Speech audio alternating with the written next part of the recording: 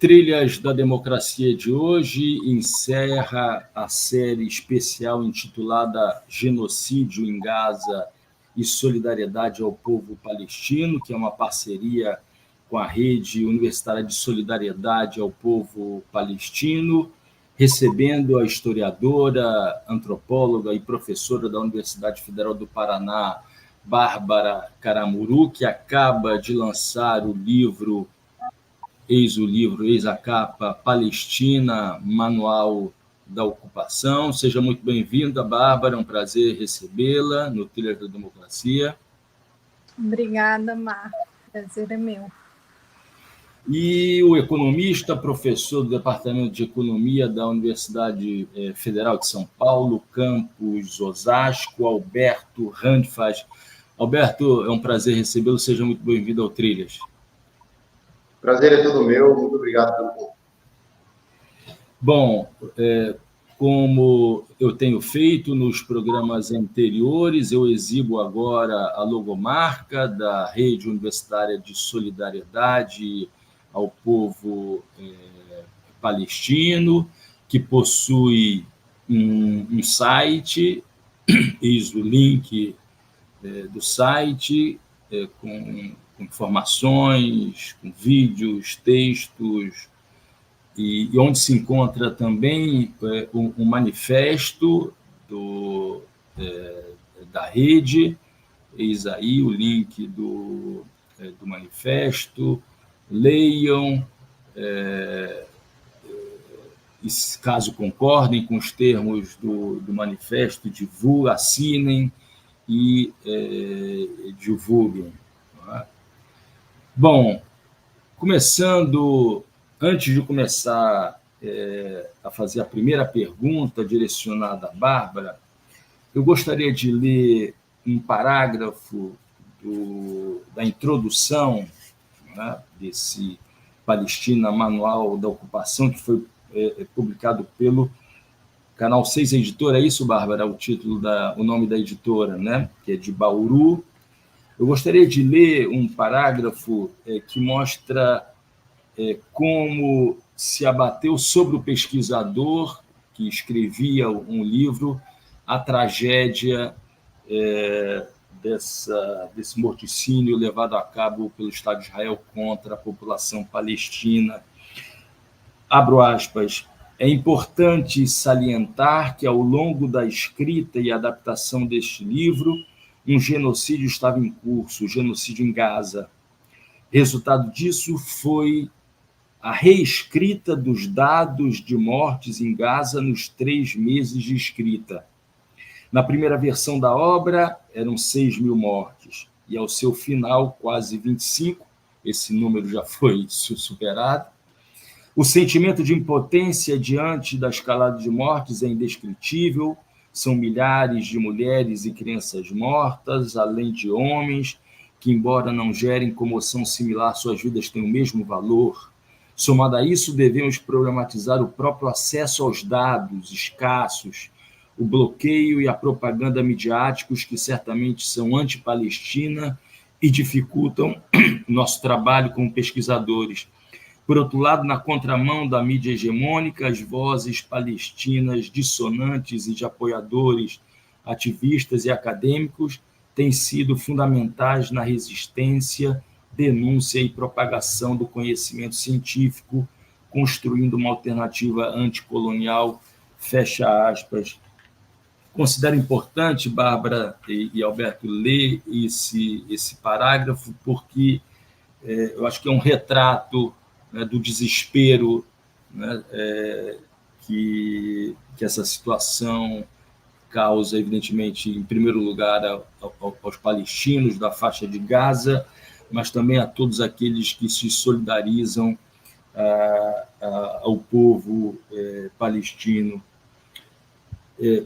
Bárbara, nos 3 programas que antecederam esse, que é o último dessa série, muito se tratou de diversas dimensões da destruição permanente do povo palestino e da expropriação das suas terras, né?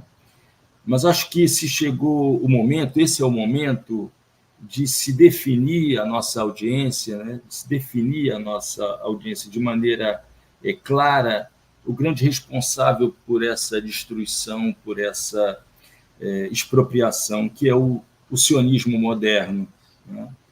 Usando as tuas palavras de novo, né, Palestina, Manual de Ocupação, eu lhe pediria para elucidar a conformação do sionismo moderno. Por favor, Bárbara. Tá, vamos lá, Marco. Queria pegar só o gancho da tua fala de abertura para nos atualizar dos dados, né? A última atualização, na verdade, que eu tenho é de 12 de abril, já faz 12 dias, 12 de abril de 2024, onde os dados afirmam ter 34.345 mortos, desses 33.175 palestinos, 1.170 israelenses. É importante também a gente problematizar, né, como você leu ali, a subnotificação desses dados, a falta de acesso que nós temos, a confirmação, e pensar também que as pessoas soterradas, esses são os dados que nós temos de mortos confirmados, né? Isso não considera o número de vítimas de mortos que estão soterrados e que não foram contabilizados nesse grande genocídio. Então, realmente, o que a gente está vivendo é uma barbárie, e como você mesmo disse, né, começando a responder a sua pergunta, o que me chama mais atenção como historiadora, inclusive foi o fator que me fez desdobrar assim, os últimos 10 anos em cima de pesquisa sobre a Palestina, é que isso não começou hoje, né? Não começou no último... Inclusive, não começou no século XXI, nem no século XX, mas, na verdade, o início da ocupação da terra palestina e do projeto de expropriação da terra palestina e de expulsão dos palestinos, como fala o Nur Massalha, que é um historiador palestino, ele vem do século XIX. E aí, respondendo a tua pergunta, o que é esse sionismo moderno ou sionismo político que nós falamos? Então, o sionismo era uma ideia, uma política, enfim, era uma ideologia que visava criar um lar para os judeus, levando em conta que os judeus, enfim, né, um grupo religioso que depois vai passar por um processo de etnização e que vai ter seu ápice, né, assim, ser fomentado com a criação do Estado de Israel, mas um grupo religioso que foi perseguido, de fato, ao longo aí da história do cristianismo e que, enfim, né, tiveram um processo de guetificação e perseguição, etc. E existia uma ideologia bastante religiosa de início, né, que é o sionismo antes desse período aí que a gente vai analisar, que já pensava numa reunião desse povo, numa coisa bastante mítica ali, pautada, enfim, no texto religioso da Torá, etc. Não é nisso que eu vou entrar. Eu vou entrar em como, a partir do momento em que isso muda, né, e se torna uma ideologia política pautada em ideais de Estado nacional europeu, do Estado-nação, como diz o Eric Hobsbawm, né, essa ideia de criar aí um Estado-nação nesse modelo, que é uma coisa que ele surge na Europa em 1789 e se propaga. E também eu tenho afirmado que o sionismo moderno, né, a partir do momento que ele é encabeçado pelo Theodor Herzl, que eu vou entrar nele agora, passa a ser uma ideologia também pautada em ideais racistas de Estado-nação, como a gente vai ver depois, eu vou citar alguns exemplos. Mas, enfim, então, quando que vira, né, essa chave? Então, no século XIX, esse senhor que eu já falei, né, que é um austríaco, um judeu austríaco, o Theodor Herzl, o jornalista, ele cunha a noção de sionismo moderno, de sionismo político, que vai estar embasada e explícita no livro dele, O Estado Judeu.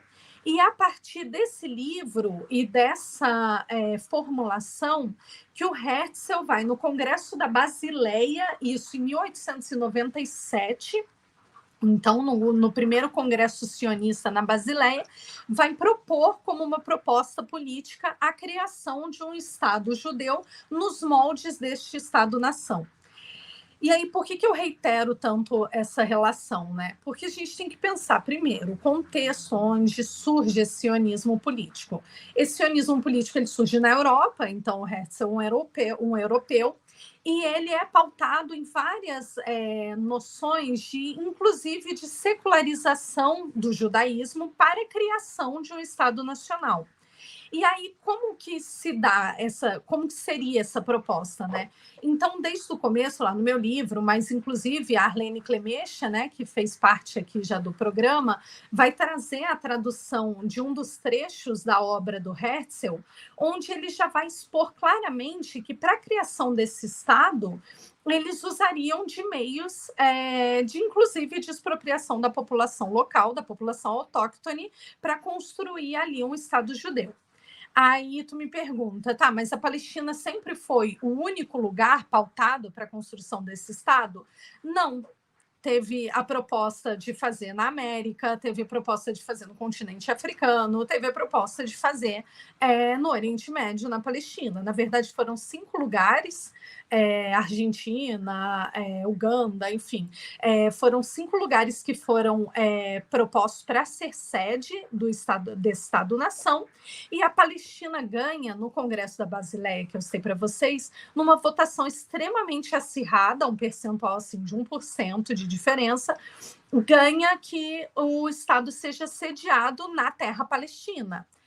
E aí, obviamente, instrumentalizando do argumento religioso, aproveita-se do argumento religioso de alguns grupos dentro do judaísmo. A gente tem que pensar que o judaísmo é uma religião, então ela é bastante ampla, né, em suas ramificações, mas esses grupos, o discurso se aproveita também da narrativa religiosa para conseguir ganhar, enfim, a votação, e aí elege a Palestina como lugar sede, pensando também nessa mitologia, enfim, né, nas tradições que estavam ligadas ali a Jerusalém, a terra palestina, ao judaísmo. E aí, então, acho que isso é importante a gente falar, porque muitas vezes as pessoas nos perguntam, poxa, mas é um conflito religioso? E eu acho que quando nós pensamos que poderia ter sido na Argentina, ou sei lá, talvez até no Brasil, a sede desse Estado-nação, isso quebra completamente essa ideia de que se trata de uma disputa religiosa pela terra da Palestina. E deixa muito claro que, desde o início, o projeto era um projeto político de criação de um Estado nacional e que, porventura, esse Estado foi criado na terra palestina. Então, acho que essa é a primeira questão que a gente tem que desconstruir e que, analisando o sionismo, nós olhamos para isso. Né? E aí, voltando, que eu citei ali a tradução da Arlene Clemecha, ela vai falar que no diário do Herzl, em 12 de junho de 1895, ele já diz, a partir do momento em que passa-se a pensar a Palestina ou o lugar a sediar esse Estado, ele fala o seguinte, abre aspas, devemos expropriar com cuidado, tentaremos expulsar a população miserável para além da fronteira, negando-lhes qualquer emprego em nosso país. Tanto o processo de expropriação como a retirada dos pobres deve ser feita de maneira discreta e circunspecta. Ou seja, então, em 1895, o Herzl já estava falando da expropriação e da expulsão dos palestinos da sua terra, de maneira discreta, porque isso nos faz também entender mais uma coisa, que o Estado de Israel não é uma consequência do terrível, do Holocausto, uma coisa terrível, onde os judeus foram as principais vítimas, inclusive, mas entre outros, comunistas, população LGBTQIA+, enfim, várias minorias, ciganos, mas foram de fato o principal alvo dessa política de extermínio. Mas quando a gente olha para o início do projeto sionista, nós vemos que esse projeto precede, inclusive, a perseguição massiva à população judia na Europa. Então, eu acho que é importante a gente pontuar essas relações, esse contexto, porque isso nos permite entender como esse projeto iniciou no século XIX E aí, já fechando, né, para a gente passar, voltar para ti. Mas, iniciando o século XIX, o historiador Albert Urani vai falar que, nesse período, a população de fé judaica na Palestina, então árabes de fé judaica, tem que lembrar que a Palestina é plurireligiosa, nós temos muitos cristãos, uma maioria muçulmana, mas também judeus, ateus, enfim, etc. Mas essa população árabe de fé judaica configurava 5%, não chegava a 10% da população da região. E aí, a partir de fomentos é criado, então, a partir desse projeto, é criado, então, um veículo sionista para a imigração para a terra palestina para criar esse Estado. E, a partir disso, fomenta-se a imigração, adota-se a via da compra de terras, que é abandonada logo de início, ali em 1910, e depois de ocupação das terras, expropriação, expulsão da população. E aí a gente vê nos dados que o Urani coloca que desses 5%, em 1910 aí já salta, dobra o contingente, e em 1920 a gente já vai ter ali 11%, a 30%, enfim, né, rapidamente, até 1940, a gente tem um salto de 5% para 30% da população na região, ainda Bárbara, assim configurando uma minoria, né? É isso. Bárbara, a gente vai voltar ainda digamos, a essa construção conceitual para a nossa audiência, inclusive há um mapa aqui que eu gostaria que você comentasse, mas eu gostaria de passar a palavra ao Alberto, porque eu acho que você já lançou as bases para essa pergunta que eu vou encaminhar ao Alberto agora, porque já há muito tempo, mas por conta do que acontece no pós-7 de outubro, em função do, eu vou chamar assim, caso Breno Altman, não é? A perseguição que vem sofrendo o Breno Altman, o jornalista Breno Altman do Opera Mundi, também aqui do 247, né? Dele ter uma postura antissemita, sendo ele de origem judaica, sendo ele um judeu, que é o mesmo caso, a mesma situação do Alberto. E aí, Alberto, eu gostaria que, como ficou claro, o sionismo é uma proposta de construção de um Estado nacional, ou seja, uma proposta política. E agora eu gostaria que você definitivamente esclarecesse a nossa audiência por que ser anti-sionista não significa ser antissemita. Por favor, Alberto. Tá. Bom, eu também sou de origem judaica, né?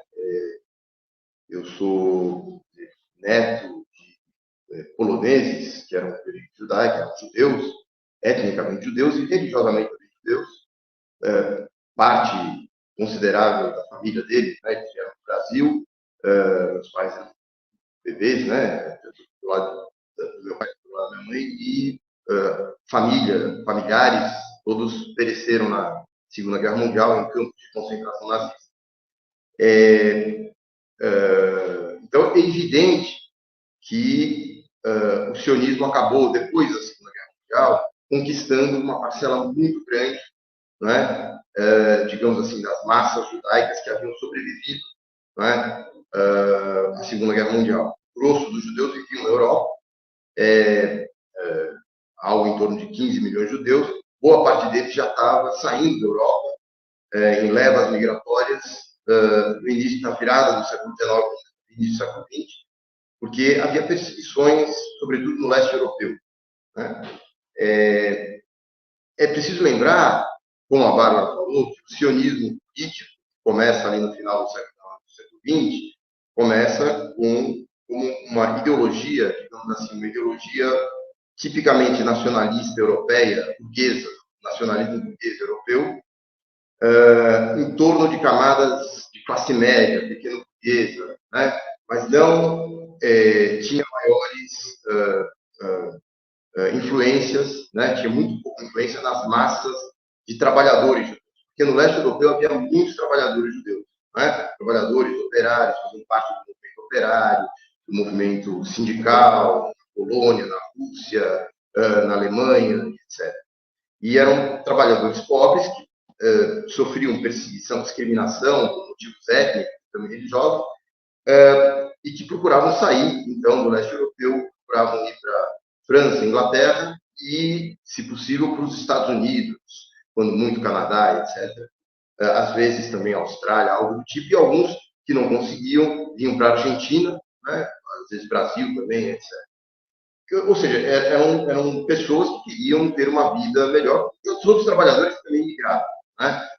Mas eles não eram sionistas, né? O sionismo não fazia parte da vida do judaísmo até grosso, pelo menos, judeus, até a Segunda Guerra Mundial, né? Os religiosos, os judeus muito religiosos, se opunham radicalmente ao sionismo, porque, segundo a liturgia judaica, desde a destruição lá do templo, na época de 70 no ano depois de Cristo, né? Faz parte da liturgia, faz parte da religião judaica, a definição de que os judeus não podem, não é, voltar para a Terra Santa, seria ali Jerusalém, etc., sem a provisão divina, digamos, através da volta do Messias, da vinda do Messias,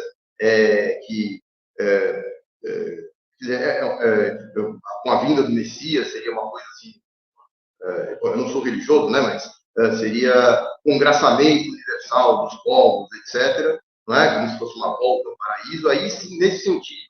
O que a religião fala é a volta nesse sentido, mas não a volta no sentido de se constituir um Estado soberano. Isso é radicalmente proibido pela religião, sempre foi. Né? Não pode-se visitar, pode-se morar ali na região, mas estabelecer um Estado soberano, isso era proibido pela religião judaica. Sempre foi, e até hoje, uma parcela considerável dos religiosos ortodoxos são radicalmente contra, né, a construção do Estado judaico, são contra. Né?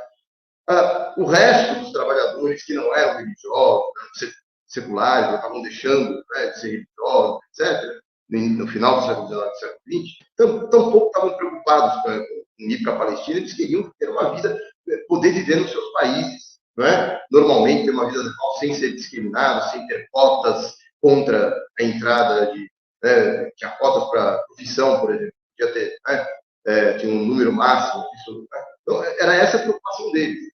Tanto é que o maior partido político que existia entre os judeus do leste europeu era um partido chamado Bund, tá? Que é a tradução, né, Yiddish, que era a língua que eles falavam, né? Que é mais ou menos parecido com o alemão, misturado com o hebraico, etc. Esse partido era um partido ligado à Segunda Internacional, a Internacional Socialista. Né? E o objetivo do partido era lutar pelo socialismo, mas ao mesmo tempo lutar, não é, para que os judeus pudessem ter os mesmos direitos que qualquer outro cidadão na Polônia, na Rússia, na Lituânia, etc. Esse era o objetivo de qualquer grupo. Muitos deles viam que não era mais possível, então eles queriam ir para os Estados Unidos. Nos Estados Unidos parece que tinha, não é, mais democracia, não tinha discriminação. Claro que tinha contra negros, mas pelo menos eles achavam que. Então era esse o objetivo. O sionismo, na realidade, então, ele tem muito mais a ver com as religiões evangélicas.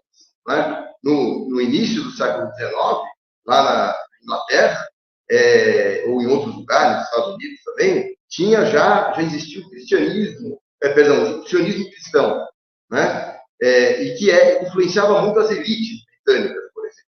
Né? E isso tem a ver com interesse, óbvio, uma ideologia, faz parte da religião, mas tem a ver com interesses materiais, porque o sionismo significava o seguinte: vamos nos livrar dos judeus da Europa, que estão, né, nos atrapalhando aqui, são um bando de pobretão que se veste deles, vamos nos livrar deles, mandar eles embora, né, e mandar eles lá para a Palestina, para colonizar a Palestina para nós. Né? E aí eles têm toda uma teologia que diz que quando os judeus voltarem, aí o Messias, Jesus voltaria, e aí todos os judeus teriam que se converter ao cristianismo, coisa desse tipo. Quer dizer, quando o Herzl, né, e o sionismo político começa a existir, ele foi precedido em no mínimo uns 50 anos por esse tipo de sionismo cristão. Olha, o sionismo cristão, por outro lado, teve uma influência muito grande no governo britânico, não é? Na época da Declaração Balfour. Né? O Balfour, que foi o sujeito, o ministro, ele tinha sido primeiro-ministro, não é? Antes da Primeira Guerra Mundial, mas durante a Primeira Guerra Mundial ele era o ministro das Relações Exteriores da Inglaterra. E foi ele que assinou a declaração enviada para os líderes da burguesia judaica na Inglaterra, prometendo que o mandato britânico, não é, na Palestina seria destinado à criação de um lar nacional judaico subordinado à Inglaterra. Veja, não tinha acabado ainda a Primeira Guerra Mundial, mas a Inglaterra já estava planejando, né, já sabia que estava ganhando a guerra, já sabia que estava conquistando as terras do antigo Império Otomano e que a Palestina seria parte daquelas terras, então ele já prometeu, né, para os judeus do lar nacional judaico, sem consultar, obviamente, os árabes palestinos que ali viviam e que eram majoritários. Né? E ele fez isso com duas intenções. Uma, de dividir, aquela política de dividir para governar. Então, obviamente, mandando uma população estranha, não é? Essencialmente nascida na Europa, né? Os judeus eram discriminados na Europa, mas eles eram parte da população europeia, falavam línguas europeias. Mandar essa população, não é, para viver no meio dos árabes palestinos, viver de uma forma separada, não é, segregada, com o objetivo de constituir um lar nacional que estaria subordinado ao Império Britânico. Esse era o objetivo. O Balfour, ele mesmo era um sionista cristão. Ele era um cristão e ele era a ala evangélica lá do sionismo cristão na Inglaterra, e havia uma parcela considerável das elites britânicas que estavam conquistadas por ele. Veja, é interessante notar que o único ministro judeu do gabinete do primeiro-ministro, Lloyd George, né, na época da Primeira Guerra Mundial, foi contra a declaração Balfour, votou contra, porque ele dizia, essa declaração vai servir, não é, para botar para fora os judeus que estão vindo do leste europeu, desesperados, porque estão tendo perseguição no leste europeu, e migravam para Inglaterra. O Balfour, quando tinha sido primeiro-ministro, 10 anos antes, ele era um antissemita, né? Um antissemita declarado. Ele foi o cara que fez votar, né? Que aprovou um conjunto de leis para impedir a imigração de judeus do leste europeu para a Inglaterra, no começo do século. Eram judeus que estavam desesperados para poder imigrar, sair da Rússia, né, do Império Czarista, que estava perseguindo eles, e não podiam entrar na Inglaterra por causa do Balfour. Então, tem a ver uma coisa com a outra. Balfour apresenta a declaração para poder se livrar da população judaica da Inglaterra, não é? Obviamente, uma boa parcela da comunidade judaica era contra, porque queria poder continuar vivendo como judeus, não é? Na Inglaterra, ou nos Estados Unidos, ou na França, ou em qualquer outro país.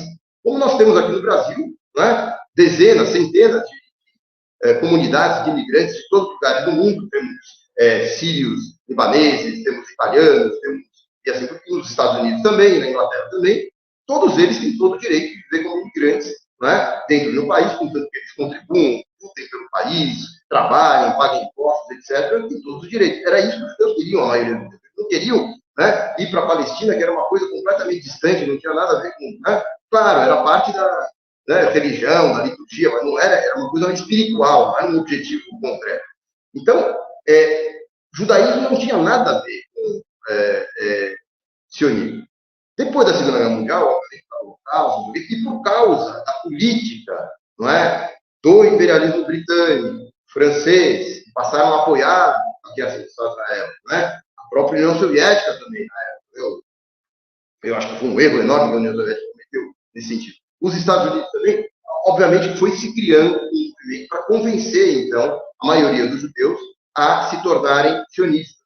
É aquilo que se chama em hebraico de hasbará, que a tradução seria propaganda oficial do Estado. O Estado de Israel passou a fazer uma propaganda massiva para convencer judeus, desde a escola. Então, eu, por exemplo, também estudei em escola judaica, eu aprendia como pequeno que uma narrativa que é enganosa, né, que não corresponde à realidade, de que aquela terra lá sempre foi dos judeus, que os árabes invadiram aquilo ali, pertencia a ele, etc. Na realidade, dizer, claro, havia uma população, havia um reino das ideias, 2 mil anos atrás, mas a população não dá para a gente fazer uma relação entre quem vivia 2 mil anos atrás com pessoas que vivem hoje. Todo mundo se misturou, 2 mil anos, ninguém é puro, ninguém é... Né, então, e por outro lado, os árabes palestinos não se oporiam que imigrantes judeus fossem para lá, fugidos da guerra. Ao contrário, havia congraçamento entre eles antes. Né? Agora, quando os judeus chegam lá e falam, não, nós queremos construir um Estado exclusivo, só nosso, e, portanto, nós vamos expulsá-los, né? Isso aí é consenso entre historiadores sérios, né? Inclusive israelenses, de que a expulsão, né, a limpeza étnica era algo inerente ao programa sionista desde o começo, né, desde o Herzl, como a Bárbara falou, mas né, depois. Então, claro que muitos judeus, né, por causa dessa propaganda massacrante, e muitos israelenses também, acabam aceitando essa história pelo seu valor de face.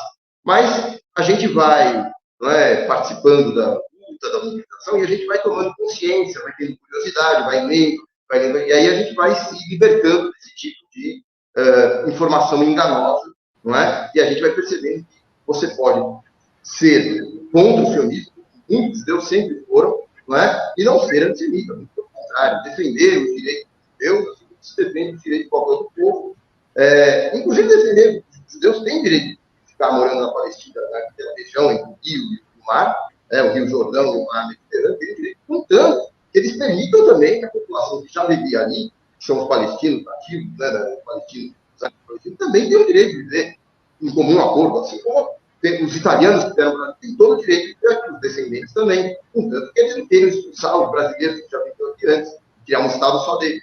Esse é o ponto. Né? Então, lutar contra o sionismo é lutar contra o tipo de colonização que leva a um Estado apartheid. É isso. Tá? Não tem nada a ver com ser anti-judeu. Acho que o Alberto tocou no ponto central, o que é esse? Né? A discussão em torno do sionismo e do antisionismo é uma questão política de ser favorável ou não, crítico ou não, de uma política de colonização, de ocupação territorial, de submissão de um outro povo, ou seja, não se relaciona com uma questão do âmbito religioso. E você para exatamente, eu acho que no ponto em que chamo de novo Bárbara, se Bárbara, eu acho que esse é o momento de eu adicionar aqui o mapa, né, da progressiva ocupação do território palestino pelo Estado de Israel. Por favor, Bárbara, você poderia historiar um pouco esse processo com base nesses 4 mapas? Vamos lá, então, Marco. Eu acho que esse mapa é bem útil. Ali a gente tem um plano do Trump, né, que não foi consolidado, mas eu até comento ali no final de 2020 que, na verdade, menos do que criar o que existia ali, o plano do Trump, que era o acordo Paz e Prosperidade para a Palestina, de 2020, foi, na verdade, era mais para oficializar uma realidade que já existe. Então, esse mapa segue atualíssimo, infelizmente. Mas, enfim, pegando o gancho, algumas coisas também, obrigada, Alberto, pela sua fala, foi bastante elucidativa, e eu acho que é importante, né, lembrar isso, né? Os povos semitas são povos da região ali do Oriente Médio, do Mar Vermelho, ali a planície do Irã, do que é o Irã. Então, inclusive, aí seriam caldeus, hebreus, fenícios, assírios, e inclusive os palestinos são considerados povos semitas. Mais uma contradição nesse termo, né? Mas é importante salientar, né, que ser contra a política do sionismo, que foi isso que eu falei, que é uma ideologia política que surgiu no século XIX e que se propagou através da colonização na Palestina, não quer dizer de forma alguma invisibilizar enfim, o holocausto do povo que sofreu o povo judeu, ou ser contra o judaísmo, ou inclusive, né, considerando que os palestinos também seriam semitas, né? Então, essa associação é feita de uma forma bem erroneamente, né? É bom a gente reiterar sempre isso, né? E aí, comentando esse mapa, a gente tem ali, então, a Palestina histórica, que a gente chama, né, como o próprio Alberto falou, né, a gente fala do Rio ao Mar, né, do Rio Jordão ao mar. E aí, isso, então, essa região ali no primeiro mapinha, toda verde, seria o território da Palestina pré-colonização.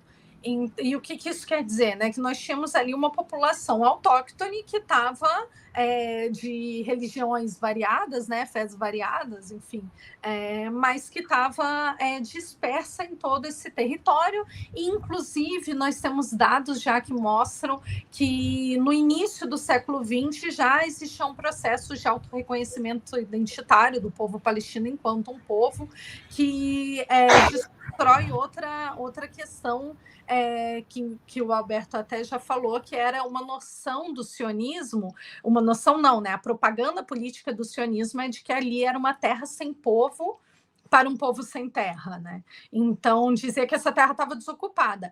O que para nós brasileiros é muito próximo ao que das narrativas que foram construídas em América, né? Ou em África, né? Mas em América, essa narrativa da colonização de que aqui era tudo despovoado e aí mandaram um monte de casais europeus, ou enfim, né? Teve várias formas de colonização, mas eu moro no sul, teve ali a típica colonização de casais, né? Que eram colonizadores europeus que vinham para cá para ver nessa terra e ocupavam território, enfim, com essa justificativa que não existiam aqui milhares, né, nesse período de indígenas, né, milhões de indígenas, provavelmente, como fala o Krenak. Mas, enfim, gosto de fazer essa analogia para situar bem para as pessoas que já tinham, então, esse processo de autorreconhecimento ali no início do século XX e que ocupavam todo esse território que a gente vê em verde. E aí, como eu disse anteriormente na minha fala, em 1910, então, a imigração ela se intensifica após essa eleição da Palestina como lugar sede desse Estado-nação, ali no Congresso da Basileia, no final do século XIX. E em 1920, as coisas mudam um pouco entre 20 e 30 com a entrada do Ben-Gurion na Associação Judaica para a Colonização.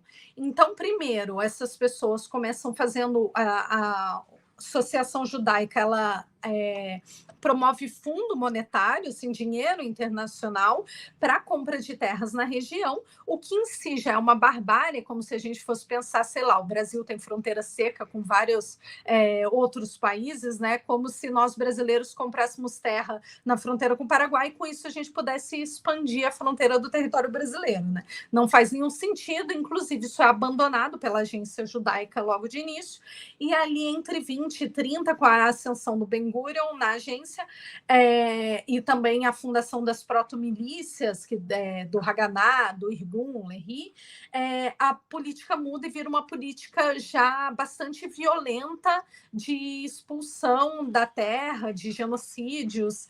E aí, em 40, que eu falei para vocês, né, antes ali do segundo mapa ainda, somava próximo a 30% da população já de imigrantes judeus, a maioria judeus europeus na região da Palestina. Aí, o que acontece em 47, como a gente tem naquele mapa?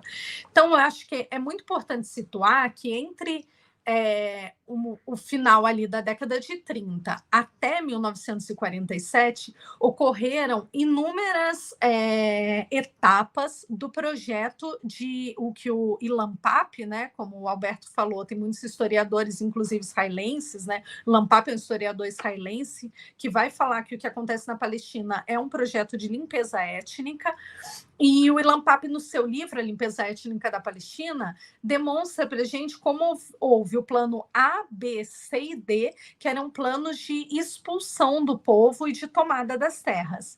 E aí, em 1940, a gente tem o plano C, e em 1947, já diante essa expansão da ocupação, os britânicos que estavam ali sob a Palestina no final da Primeira Guerra Mundial, o Império Otomano ele cai, então a Palestina estava sob protetorado otomano e ela passa por um período de dominação britânica. com o final ali da Primeira Guerra Mundial.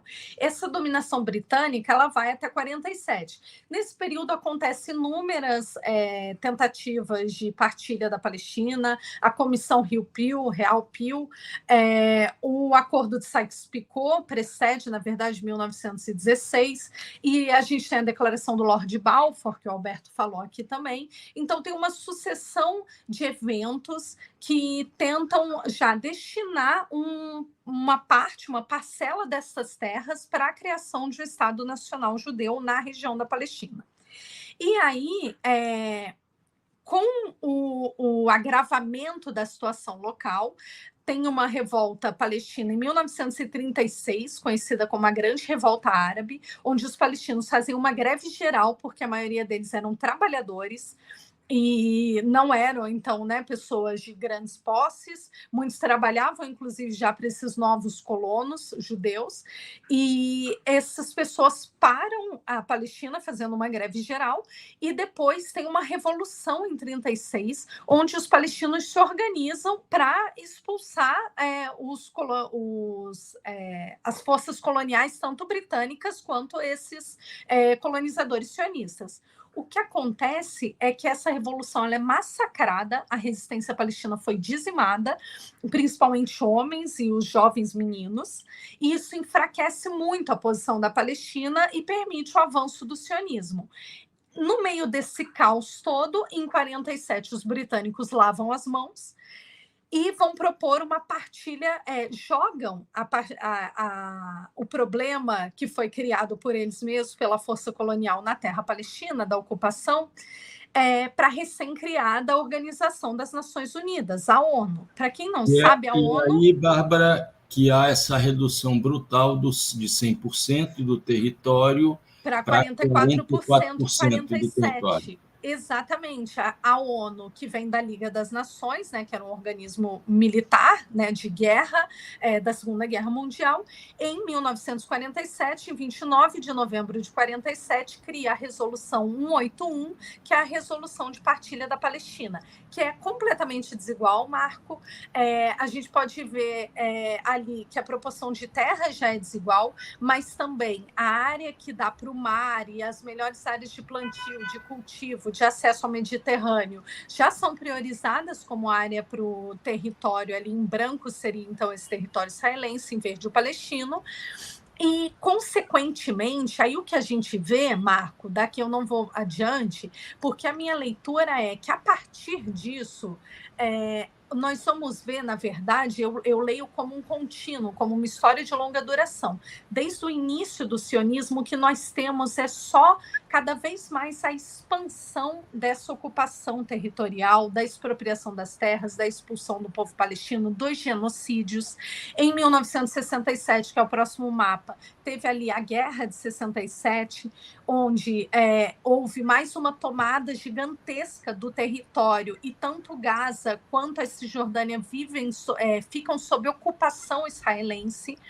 E aí, Gaza vai ser desocupada, por exemplo, só lá em 2005, quando faz-se o cerco a Gaza, logo depois. E aí começa essa brutalidade que a gente tem visto até hoje. E aí, para fechar minha fala, ali em 2020, no último mapa, a gente pode ver que já tem um descontínuo. Hoje os palestinos falam que é um arquipélago, porque não existe mais...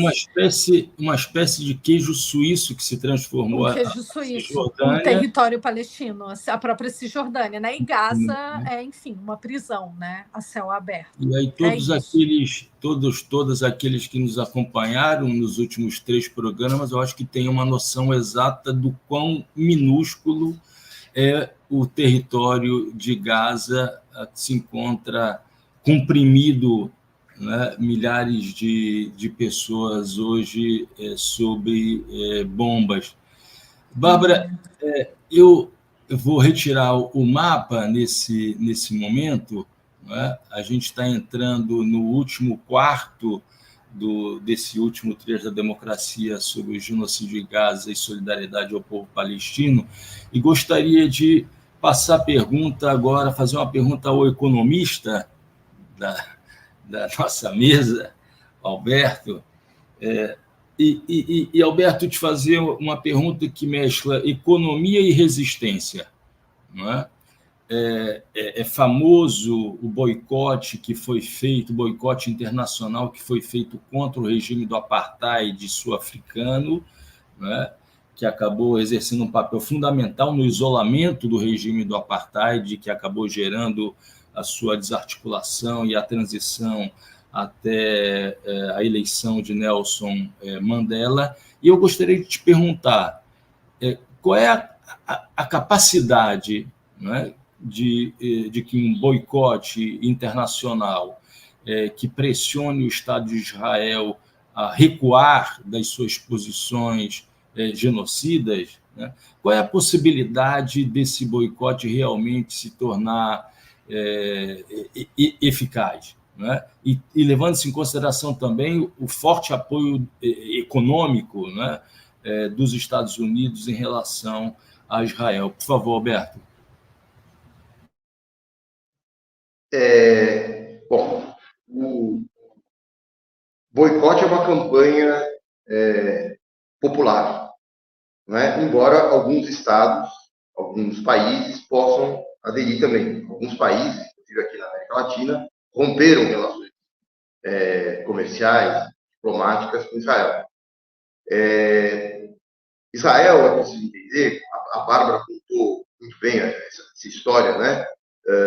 Israel e o sionismo, ele é um projeto, como a gente já discutiu antes, claro, de uma pequena burguesia judaica que acabou convencendo a maioria do povo, mas é um projeto totalmente vinculado às potências, às grandes potências capitalistas europeias e depois aos Estados Unidos, ou seja, às grandes potências imperialistas, né? Ele é um enclave, nesse sentido, do imperialismo, primeiro, britânico. Ele foi criado pela Inglaterra, né, para ser o lar nacional, subordinado à Inglaterra, para poder fazer aquela política de divisão da população ali. E, na sequência, ele foi transformado, né, num Estado independente, mas um Estado independente completamente vinculado aos interesses das grandes potências capitalistas internacionais. Tanto é que, em 1956, já ocorre uma guerra em que Israel é o pivô, né? Ele é a ponta de lança da França, da ação da França e da Inglaterra contra o nacionalismo árabe-egípcio, contra o Nasser, que queria nacionalizar, que queria estatizar empresas, e o canal de Suez, etc. E Israel foi usado, então, pela França e pela Inglaterra como, né, um instrumento. E, obviamente, o sionismo adorou isso, porque recebeu da França armas nucleares, enfim, produção, né, de armas nucleares, recebeu apoio, etc. A partir daí, em 67, Israel se torna um ativo, não é, político e econômico dos Estados Unidos. Não é? Quando Israel faz a Guerra dos 6 Dias, ocupa a Cisjordânia e Gaza, e as colinas do Golã também, né, do norte da Síria, ele se torna um instrumento direto, né, da política do imperialismo norte-americano. Aliás, vocês já devem ter visto vídeos do Biden, o atual presidente dos Estados Unidos, na época que ele ainda era senador, dizendo Israel é um ativo, um ótimo ativo econômico e político dos Estados Unidos. Se não existisse Israel, nós teríamos que criar Israel. Porque é um instrumento, uma espécie de gendarme, uma espécie de guarda, né, um posto avançado, um posto... É como se fosse isso, vários políticos norte-americanos de direita falam isso. Israel é como se fosse o nosso, eles dizem, né, o nosso porta-aviões, só que na terra, né? É um grande porta-aviões com armamento nuclear que faz a política de fica atacando, fica, né, espancando país árabe aqui, país árabe para, né, discipliná-los. E boa parte dos países árabes, que também são aliados dos Estados Unidos, têm boas relações com Israel, né, e usam, inclusive, Israel como um instrumento para manter as suas populações dominadas. Né? Então, esses ultra-bilionários, né, senhores do petróleo, né, príncipe da Arábia Saudita, príncipe, sei lá, do Catar, príncipe da daqui, eles oprimem a população. Eles usam Israel, né? Israel é um aliado deles, os príncipes, para oprimir os seus povos. Então, esse é o papel que Israel cumpre.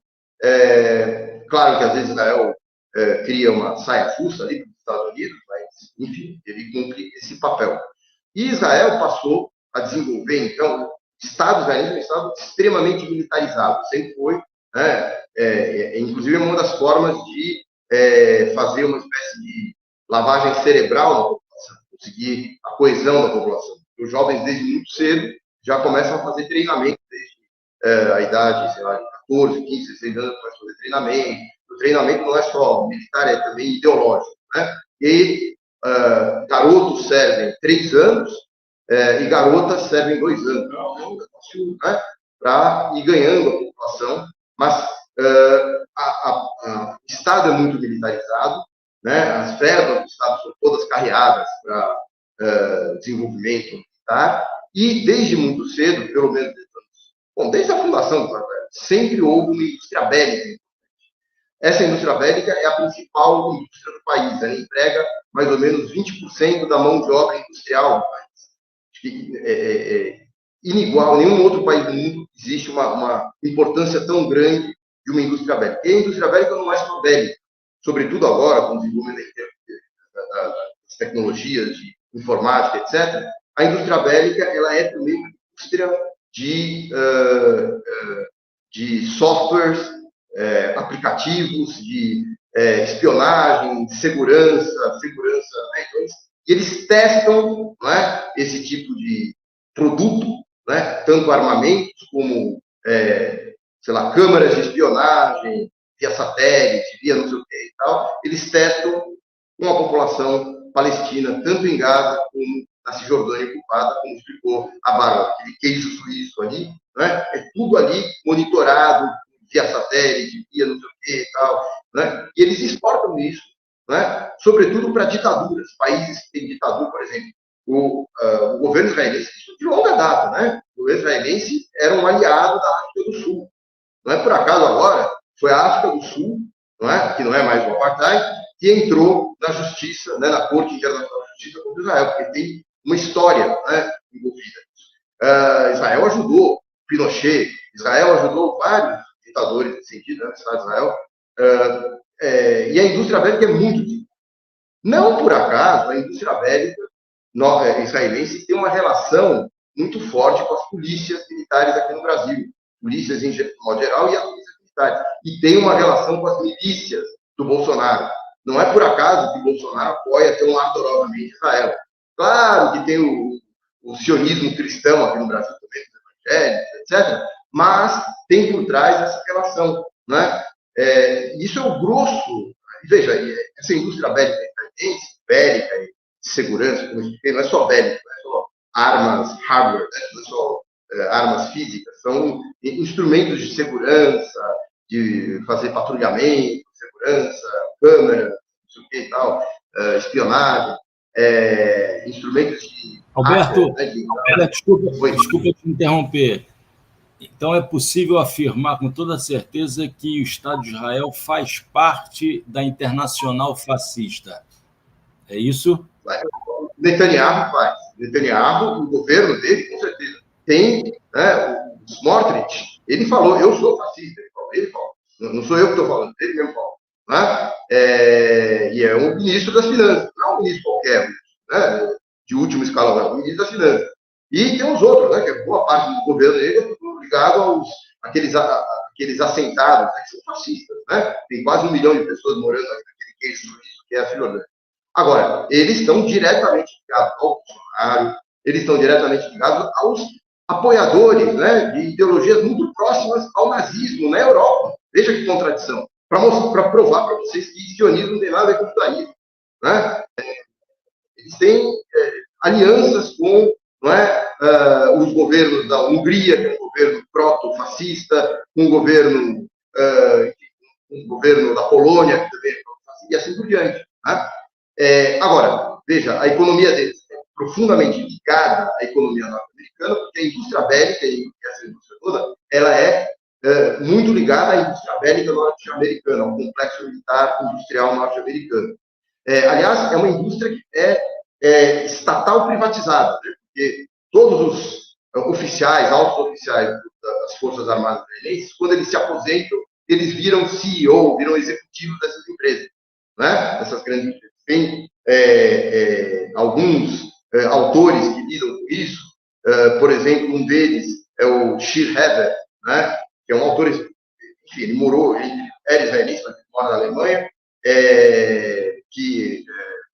o nome do livro dele é A Privatização da Segurança Israelense. Tem um outro autor também importante, que é o Anthony Lowenstein, que é o Laboratório Palestino, tá?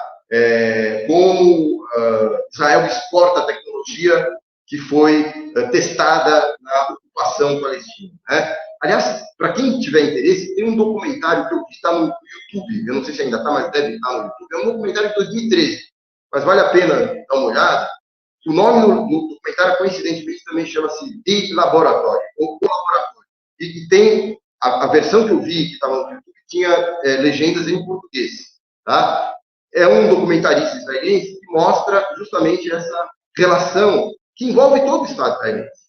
Envolve as universidades israelenses que ajudam a produzir esses armamentos, essas tecnologias, etc. Não só tecnologias, mas a filosofia que é aplicada pelas forças de ocupação israelenses nos territórios ocupados, né? De brutalidade, violência, etc.